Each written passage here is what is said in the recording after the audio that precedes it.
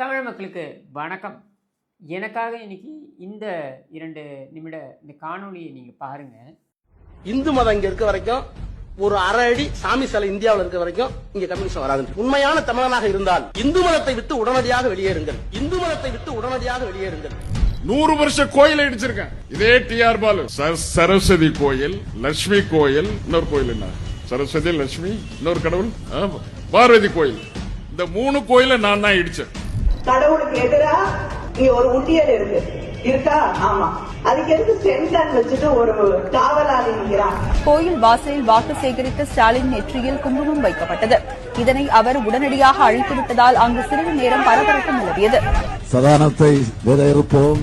அவர்கள் ஒருத்தர் இருந்ததாகவோ, அவர் இன்ஜினியரிங் படித்ததாகவோ, அவர் ஒரு பிரிட்ஜை கட்டியதாகவோ சரித்திரம் இல்லை. புரோகிதர் சில மந்திரங்களை எல்லாம் எடுத்து சொல்லுவார். ஆனால் அதனுடைய உள் அர்த்தத்தை கொஞ்சம் நினைச்சு பாத்தீங்கன்னா அவ்வளவு கேவலமான வகையிலே அந்த மந்திரங்கள் இருக்கும். கொசு, டெங்கு காய்ச்சல், மலேரியா, கொரோனா இதையெல்லாம் நம்ம எதிர்க்க கூடாது, ஒழித்து கட்ட வேண்டும். அப்படிதான் இந்த சனாதனம். ராமர் பிறந்ததுக்கு என்ன அட்டாச்சு? எங்கடா பிறந்தாரு? இப்ப நீ கட்டியிருந்தா குப்பா கட்டியிருந்தா அது மசூதி, உயரமா கட்டியிருந்தா அது தேவாலயம், நிறைய அசிங்கமான பொம்மைகள் எல்லாம் இருந்தால் அது கோவில்.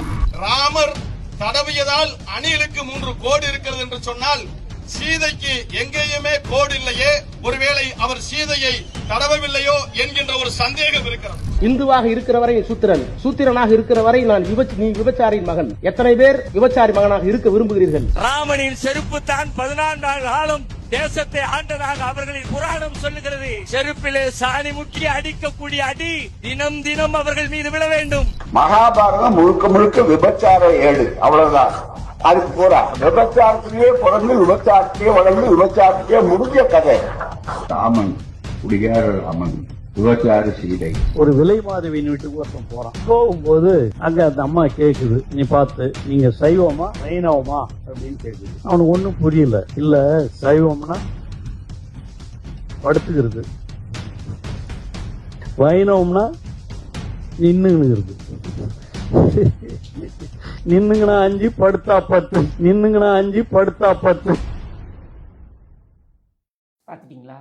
இந்த காணொலியில் இருக்கக்கூடிய நபர்கள் சொன்ன கருத்துக்கள் அப்படின்றத நீங்கள் உள்வாங்கி இருப்பீங்கன்னு நினைக்கிறேன். நான் இதில் என்ன அப்படின்னா, இவர்கள் ஒரு மதத்தை எதிர்த்தோ அல்லது ஒரு மதத்தில் இருக்கக்கூடிய பிரச்சனைகளை எதிர்த்தோ பேசுகிறார்கள் அப்படின்றது நமக்கு ஒரு சர்ச்சையை ஏற்படுத்த போவதில்லை, நமக்கு பிரச்சனையை ஏற்படுத்த போவதில்லை. ஆனால் அவர்கள் பேசுகின்ற விதம் ஒன்று.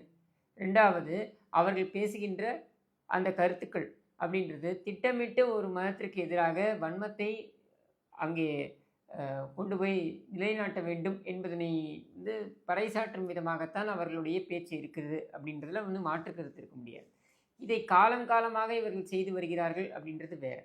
இப்போ நீங்கள் பொதுவாகவே பார்த்தீங்கன்னாக்கா இந்து மதத்தில் கடவுள் மறுப்பு அப்படின்றதை ஏற்றுக்கொள்ளக்கூடிய ஒரு நிலைப்பாடாகத்தான் இருந்து வந்திருக்கிறது. அது இப்போ மட்டும் இல்லை, ராமாயண காலத்திலிருந்து இதற்கு நிறைய சான்றுகளை நம்ம கொடுக்க முடியும். கடவுள் மறுப்பு, நான் கடவுளை நம்பவில்லை அப்படின்னு சொல்கிறதுக்கு உரிமையை இந்த மதம் கொடுத்திருக்கிறது அப்படின்னு எடுத்துக்கலாம், இல்லை அதை ஏற்றுக்கொள்கிறது அப்படின்னு எடுத்துக்கலாம்.